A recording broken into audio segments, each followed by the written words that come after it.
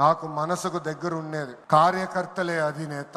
ఒక అంజిరెడ్డి తాత, ఒక మంజుల, ఒక తోట చంద్రయ్య నాకు స్ఫూర్తి. ఆనాడు పొంగనూరు నియోజకవర్గంలో అంజిరెడ్డి తాత స్థానిక సంస్థ ఎన్నికల్లో నామినేషన్ వేసేదానికి వెళ్తే ఆనాటి పాలకులు అడ్డం తిరిగారు.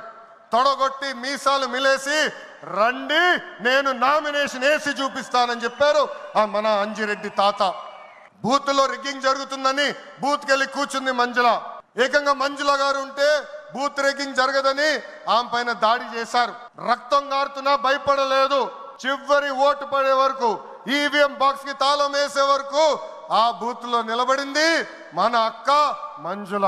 ఇంకా తోట చంద్రయ్య గారి గురించి ఎంత చెప్పినా తక్కువే. మనందరం చూసాం, నడి వీధిలో ఆనాటి పాలకులు తరిమి తరిమి కొట్టారు. ఏకంగా డివైడర్ పెట్టి కత్తిని గొంతుకు పెట్టారు. ఒక్కసారి వాళ్ళ నాయకుడికి జై చెప్పమంటే జై తెలుగుదేశం, జై చంద్రబాబు నాయుడు అని చెప్పి ప్రాణాలు పోగొట్టుకున్నాడు తోట చంద్రయ్య. ఈ రోజు నేను ఈ సభాముఖంగా గర్వంగా చెప్తున్నా, ఆంధ్ర రాష్ట్రంలో ఎప్పుడు జరిగిన విధంగా తోట చంద్రయ్య కొడుకు కూడా ఈ రోజు మన ప్రభుత్వ ఉద్యోగం ఇచ్చింది. అందుకే తెలుగుదేశం పార్టీలో కార్యకర్తలే మన అధినేత.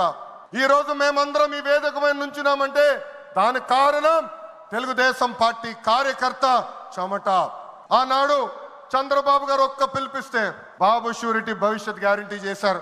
నేను ఆనాడు నియోజకవర్గానికి వచ్చి మాట్లాడా, శంఖారావం చేయాలి, ప్రతి గడప తొక్కాలంటే మీరందరూ తొక్కారు.